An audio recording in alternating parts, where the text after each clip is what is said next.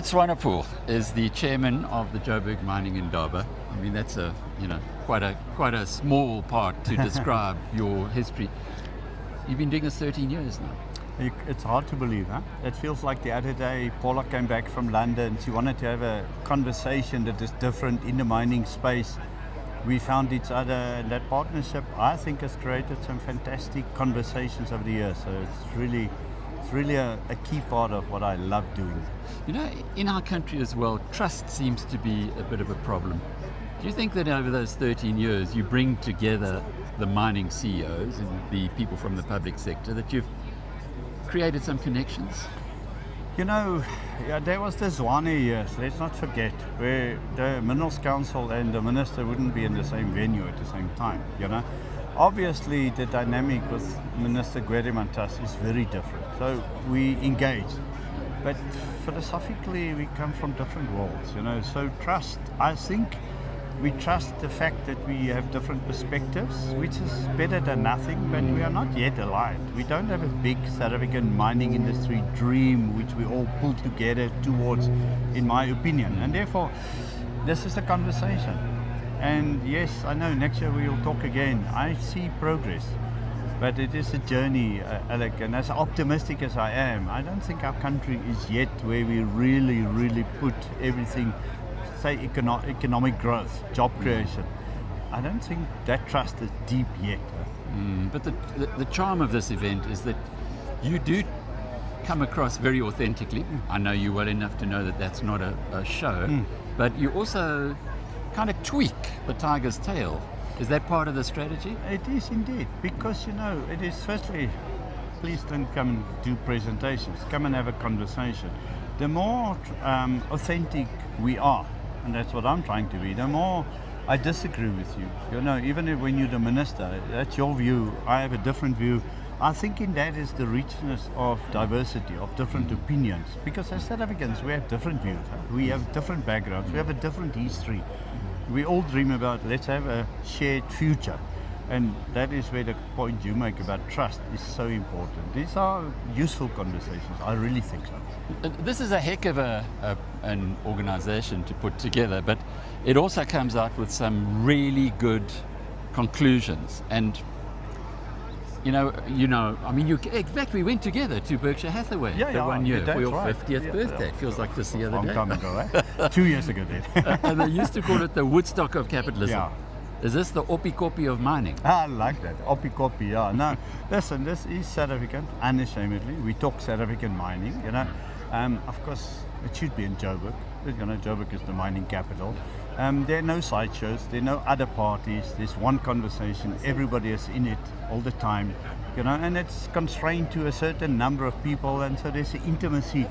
But this is definitely where the real conversations take place. Now, to be fair, some of those present conversations also take place privately between, say, Transnet and the CEOs of the coal company.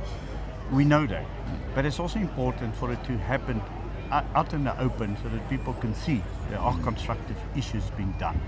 Yeah, very much so.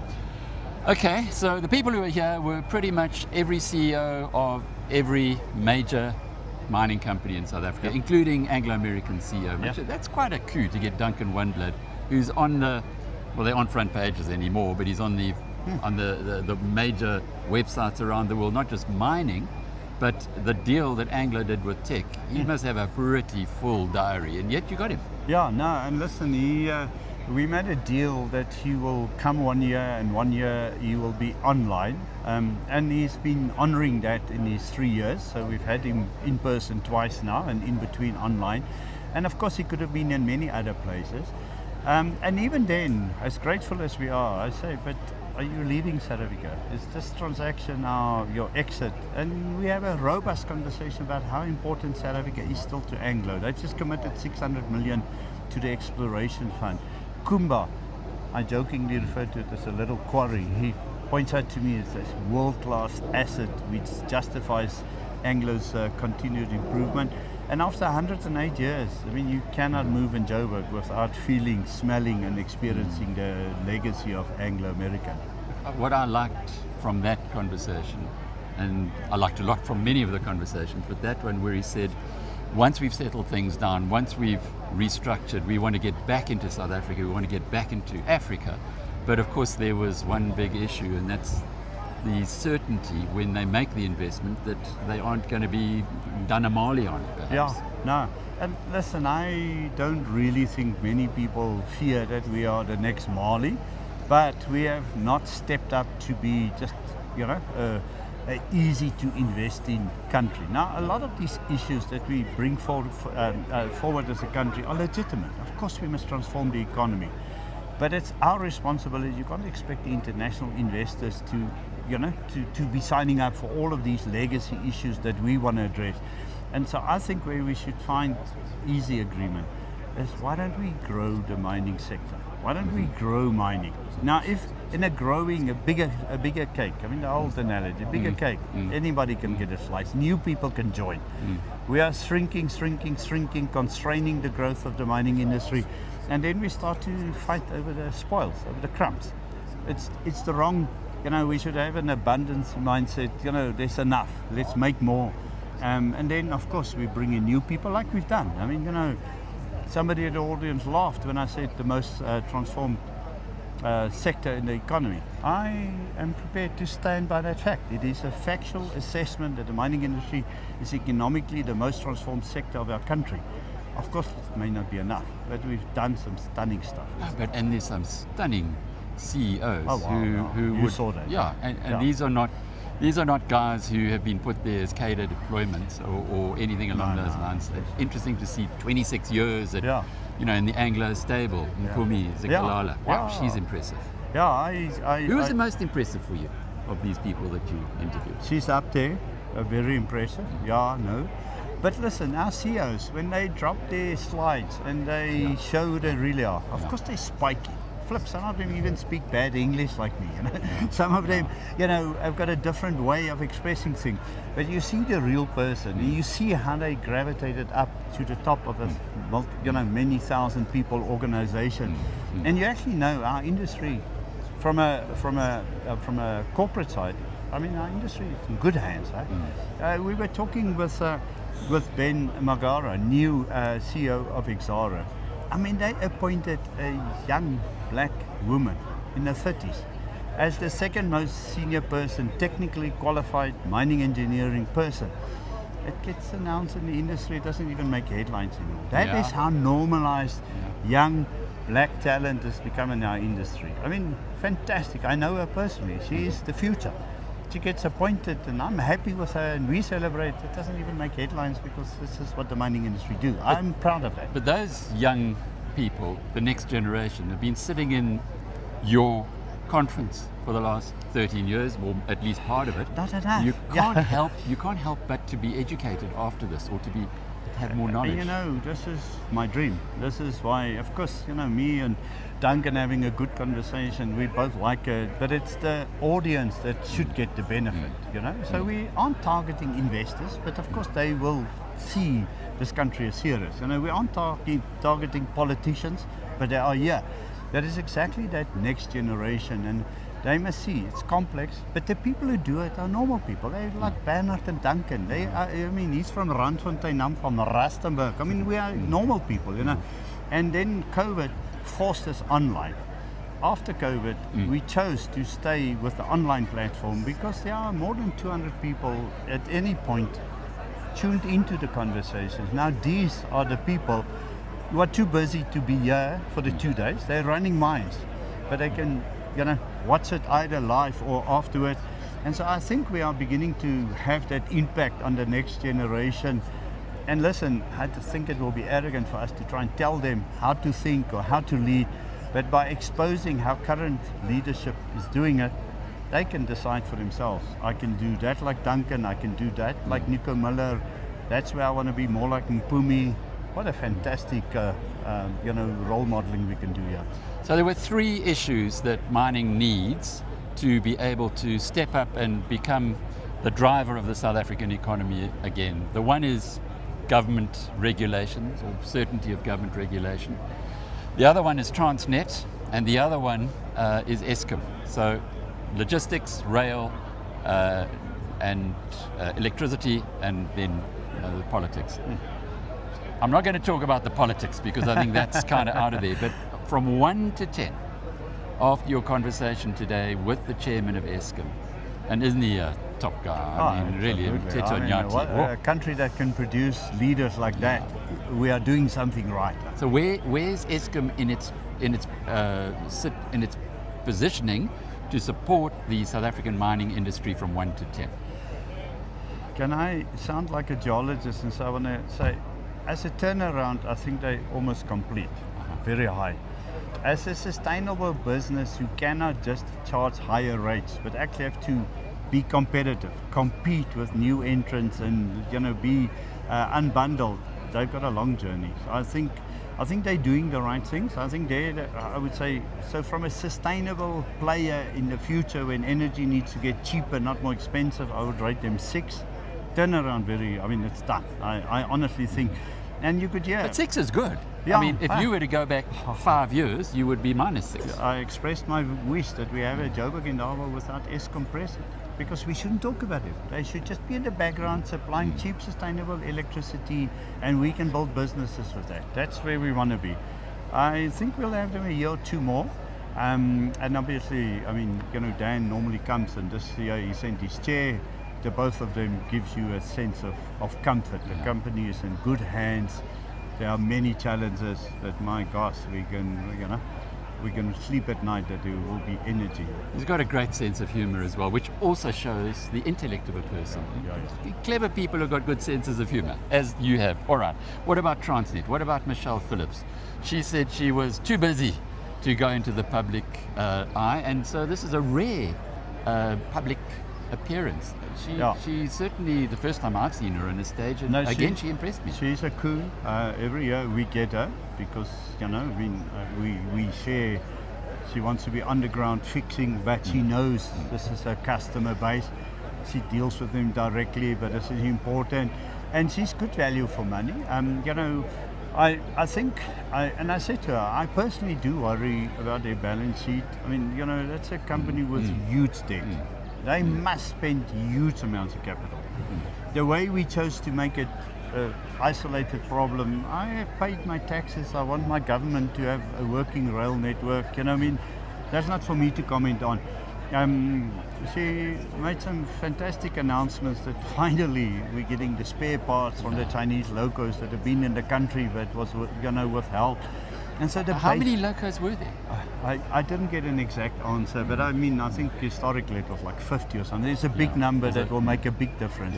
And so soon the main arteries will be functioning. That will allow Kumba and coal companies and the manganese companies to export. When we export, we create jobs, we pay taxes. So she acknowledged that she and her business is the most significant throttling bottleneck of our economy still today. We're a mining country that can't export. That's a problem. She acknowledges that. I like what she's doing so much. I'll give her a pass, but it's not a 35% pass, it's a 50. It's a 5 out of 10. 5 out of 10. But they've got work to do, eh? Her predecessors? Oh, listen. Would you ever have got to 5 in the past with Transnet? No. Transnet, Transnet is visibly 2 years behind Eskom, and I hope in 2 years they are where Eskom is now. This is the best Transnet has been performing by hard metrics and by the sense you get from the conversation in my 5-6 years that we've had them here. Well, that's good news, and it reaffirms someone who's been away from the Joburg Indaba for many years. Coming in here, you feel mining's been forgotten by most people in South Africa. And I leave here thinking, hey, I got to go and look at some of those companies because the turnaround, it's maybe not there, but it's not far off. Or that's the way you feel anyway. A big risk, and you've seen many people commentating in the last few days. When you then go to the JSE and our pension funds and our portfolios, mining is masking the real bigger problem of our economy. Now, just take the mining stock shares out of the equation. Your platinum companies, Harmony, and even the Anglo Golds who still feed it. The rest of our economy is in dire straits. And so we must celebrate, thank you mining, But mining is meant to be part of an enabling environment, and then the rest of the economy must work. So we mustn't, get a false sense that South Africa is fine. It's fantastic that mining is doing better. I think the miners will be responsible. I think the money will be spent on the ore bodies. I think we're buying ourselves 10 and 20 more years. As a mining industry, we still have to catch up and wake up and explore. And as an economy, we must still actually dream about growing an economy. And as mining grows, it will help. But the rest of the economy is still not doing well from where I sit.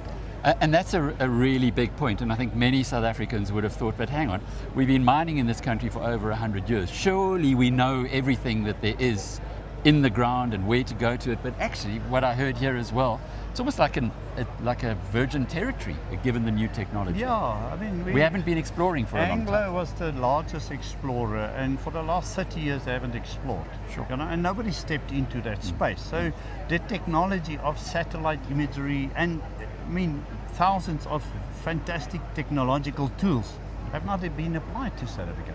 So we literally live in the dark ages of exploration by choice. Now, it is changing. We are really this afternoon going to get an update from the minister about the cadastre system. It's being implemented. It is going slower than the dream case. But so foundations are being laid. 400 million here, 600 million there. In the world of exploration, these are drops, but like a good Joburg thunderstorm. That first drop is the promise of a good downpour. So let's hope that's what we are talking about. Were there many international observers here? I bumped into a few. It's not per definition our target audience. This is very much a South African conversation. But I think the vibe and the hype is attracting international. Listen, every consultancy, every service provider to the mining industry, yes, they are here. But I don't think not the investors, not the bankers. No, but that's not our target. That's not our target audience. Well, if I was one of them, I saw one of our top hedge fund managers, David Fraser of Peregrine. He's he was in attendance. I would love if they are here, but we're not allowing our companies to pitch. Look at me, I'm so sexy. You must invest in my share. We actually have real conversations. Firstly, understanding the person, the leader, their background, what makes them tick, and then their vision for their company. So, if I was an investor, I would love to hear those conversations, and that's why the platform that we've created is accessible and people can watch it afterwards. The more people see who's leading our mining industry, I think the more comfortable they will be. I'll really leave this 2 days every year thinking the industry is really in good hands. Well, we're going to ask Bernard to give us his maybe a little bit of insights on the three big sectors that were featured here. But just to let you know that Cy Jacobs, who's one of our top money managers, has been heavily invested in South Africa, heavily invested in mining, and he said that the JSE is up 40% in dollar terms this year. And it's all thanks to the mining sector. So that's got to be telling us something. You ran huge companies in the past, on listed companies. The JSE is always, or the stock market's always kind of 12 to 18 months ahead of the real world. So that might be a good signal. I do. Like I say, the fact that the JSE is up because of mining, I mean that's good, and it's good for mining. I just want our economy not to say the 6% of our GDP is doing spectacularly well. Of course, we're more significant as an exporter and as a foreign currency earner. So this is fantastic for South Africa, but the rest of our economy also needs fixing. It's like, no, that's fantastic. And I think, as you are alluding to, the different sectors of the mining industry are in different places. Well, take us through this. Gold, platinum, coal. Those were the three that were really featured. Gold is phenomenal. 2.2 million rand a kilogram. It's the same as a Bitcoin. But Bitcoin, what's the use of Bitcoin? It costs more to mine a Bitcoin than mine an ounce, I think.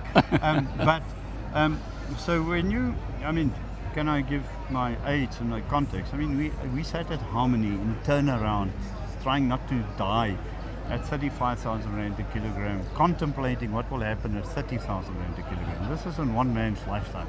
It's 2.2 million. It's fantastic.